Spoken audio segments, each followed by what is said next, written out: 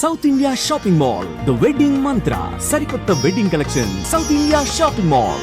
నమస్తే, నేను Vijay.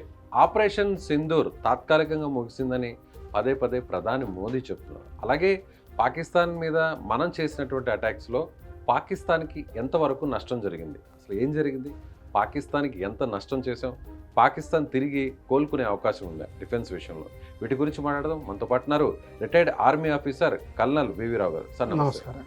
Sir, operation Sindoor అయిపోయింది, పాకిస్తాన్ని మనం చావు దెబ్బ కొట్టేసాం. ఫస్ట్ థింగ్ ఇక్కడే కరెక్ట్ చేస్తానండి, చెప్పండి ప్లీజ్. ఆపరేషన్ సింధూర్ అవ్వలేదండి, అంతేనంటారా? అఫీషియల్ గా కూడా ఓకే, క్లోజ్ అవ్వలేదు, క్లియర్ గా చెప్తున్నారండి.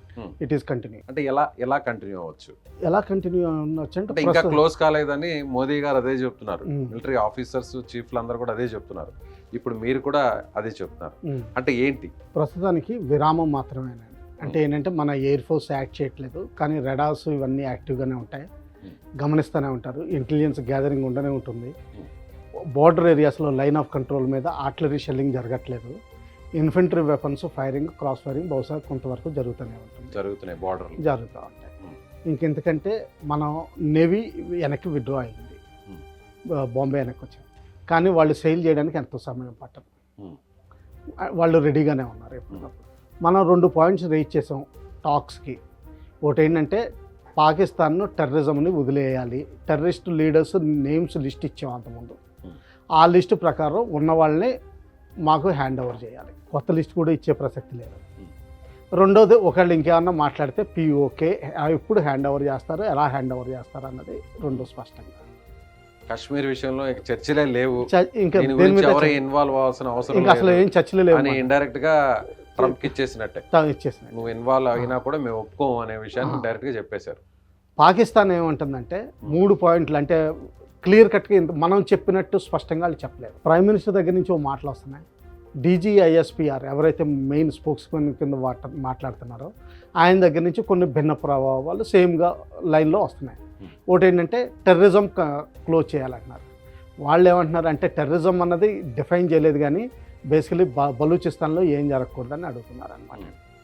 ఎందుకంటే నిన్న మొన్న వాళ్ళు వార్తల్లో బలూచిస్తాన్ని ఇండియన్ సపోర్టెడ్ ఇన్సర్జెన్సీ కింద లెక్క పెట్టమని మాట్లాడమని చెప్పి ప్రెస్ వాళ్ళకి ఆర్డర్స్ పాస్ చేశారు. ఆ విధంగా అలాగే టీటీపీ మొన్న రవాలా కోర్టు వచ్చి 4 చంపడం జరిగింది.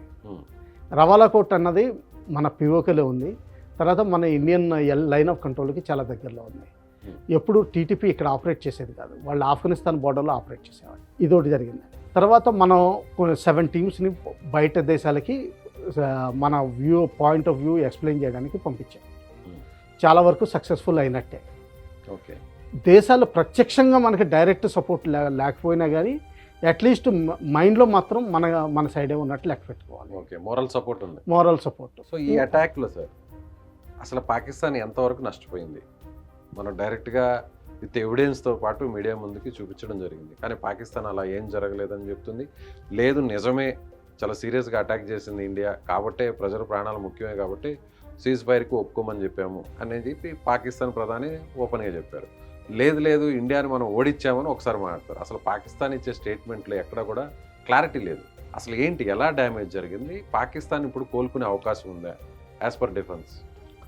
మేము గెలిచేమని చెప్పేది ఇంటర్నల్ కన్జంప్షన్ కండి, అంటే పాకిస్తాన్ ప్రజలకి కోసం చెప్పే ఇన్ఫర్మేషన్, ఓదార్పు కోసం. ఓదార్పు అనండి, లేకపోతే ఎందుకంటే అక్కడ పాకిస్తాన్ ఆర్మీయే యాక్చువల్గా దేశాన్ని నడుపుతుంది.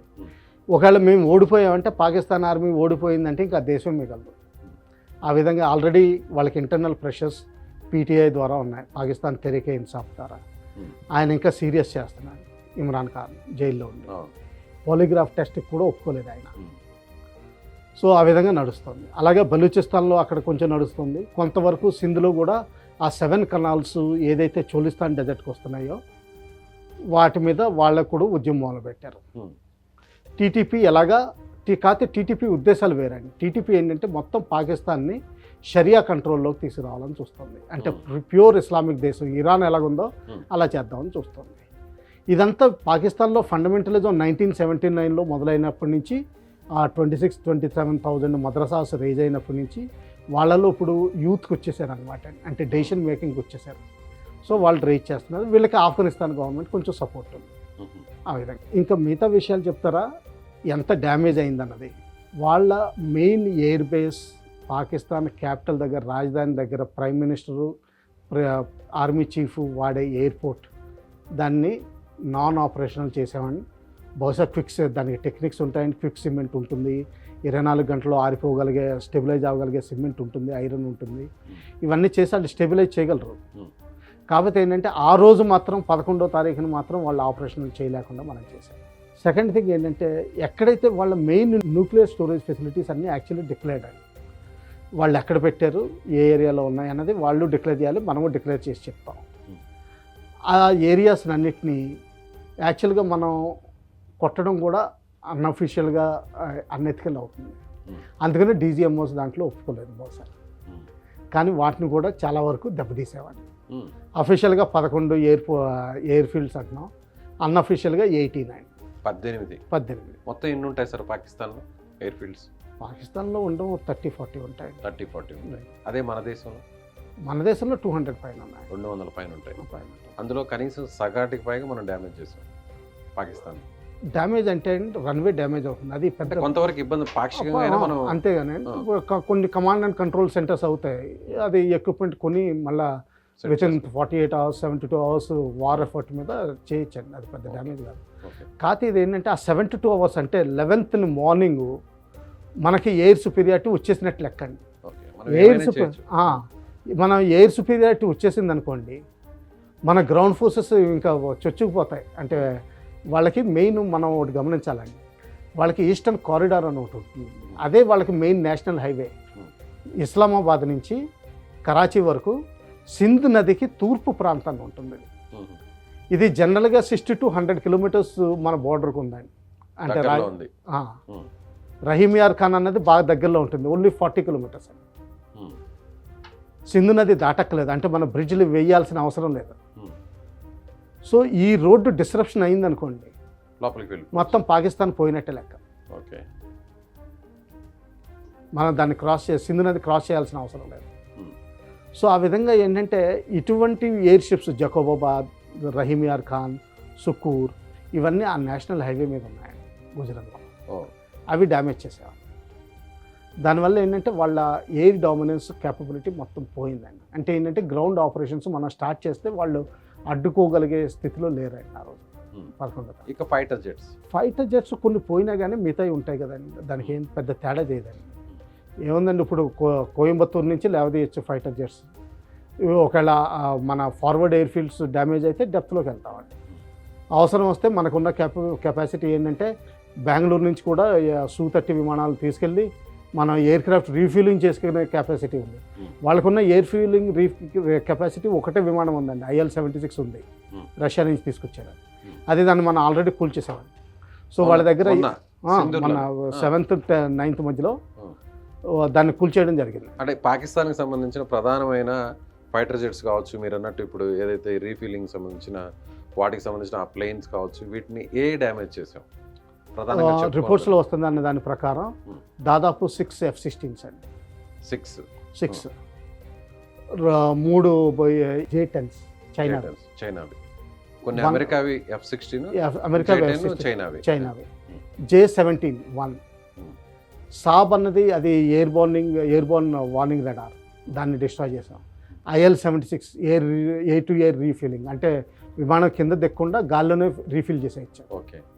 అలాగే వాళ్ళ C-17 అంటే అది స్టార్ లిఫ్టర్ అండి, అంటే యాక్చువల్గా దాదాపు 90 tons లిఫ్ట్ చేయగలదు అది లోడ్. అంటే 2 ట్యాంకులు లిఫ్ట్ చేయొచ్చండి, ట్రాన్స్పోర్ట్ క్యారియర్. దాన్ని డిస్ట్రాయ్ చేయడం జరిగింది. ఇంకా UAVs టర్కీ నుంచి వచ్చినాయి, 8 డిస్ట్రాయ్ అయినట్టు రిపోర్ట్ వస్తుంది. UAV బర్కెత్యార్ అని టర్కీ నుంచి వచ్చినాయి. అంటే ఏంటవి? అవి మీడియం ఆల్టిట్యూడ్, హై రేంజ్, అంటే మామూలు ఇన్ఫెంట్రీ వెపన్స్ దొరకవండి. దాని మీద కొంచెం మిసైల్ వాడాల్సి వస్తుంది, లేకపోతే L-70 గన్స్ వాడాల్సి వస్తుంది. S-400 అవసరం లేదు, కానీ మామూలు పర్సనల్ వెపన్స్ తోటి డౌన్ చేయలేవాడిని. అది మీడియం ఆల్టిట్యూడ్, అంటే దాదాపు 4 kilometers ఎత్తులో కూడా ఎగరచ్చు. సో అలాగే మన మిలిటరీ చీఫ్ కూడా ఒక స్టేట్మెంట్ కూడా ఇవ్వడం జరిగింది. ఇన్ని సంఖ్యలో మన ఫైటర్ జెట్స్ పాకిస్తాన్ కూల్చారని నేను చెప్పలేను, కానీ ఇండైరెక్ట్గా కొన్ని కూలాయ్ అనేటువంటి సమాచారాన్ని ఆయన బయటికి ఆయన అనలేదు కూల్ అయ్యి నేను ఎప్పుడు అనలేదు, లాసెస్ అన్నారు. ఇప్పుడు లాసెస్ అంటే ఏంటంటే డ్యామేజ్ అయ్యి ఉండొచ్చు, మళ్ళీ ల్యాండ్ అయిపోవచ్చు. ఓ. అంటే పాక్షికంగా పాక్షికంగా ఏదైనా వింగ్ పోయి ఉండొచ్చు, ఓ ఫ్యూజిలేజ్ పోయి ఉండొచ్చు, లేకపోతే కొంచెం నోస్ ఏదైనా టెయిల్ కానీ పోయి ఉండొచ్చు, అది ల్యాండ్ అయిపోయి ఉండొచ్చు. అప్పుడు కూడా ల్యాండ్ అయిపోతారండి. ఒకసారి కొంతమంది డేరింగ్ పైలట్స్ ఇంకా బతికే ఉన్నారు, ఏకంగా నిప్పంటుకున్న విమానమే వాళ్ళు ల్యాండ్ చేయగలిగారండి.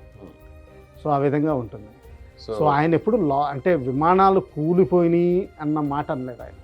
లాసెస్ అంటే ఏ విధంగా అన్నదే ఆయన డిఫైన్ చేయలేదండి. ఓకే. సో అదేవిధంగా ఇప్పుడు పాకిస్తాన్లో దాక్కొని ఉన్న మోస్ట్ వాంటెడ్ టెర్రరిస్టులని సీక్రెట్ ఆపరేషన్లో భాగంగా ఇప్పుడు ప్రజెంట్ అక్కడ లేపేస్తున్నారు. చాలా ఇప్పుడు ఇంటర్నల్గా వార్ చేస్తుంది. ఇప్పటి వరకు ఆపరేషన్ సింధూర్లో బహిరంగంగా చేస్తే ఇప్పుడు పాకిస్తాన్ లోపలే కొంతమంది సీక్రెట్ ఏజెంట్స్ అక్కడ వాళ్ళని స్మాష్ చేస్తున్నారు అనే వార్తలు మనం చూస్తున్నాం. ఇది ఎలా? ఫస్ట్ థింగ్ ఇదంతా మీడియా స్పెక్యులేషన్ కింద లెక్క పెట్టుకోవాలండి, ఎందుకంటే ఎవరు అఫీషియల్గా దీన్ని ఒప్పుకోలేదు. Right sir, thank you so much.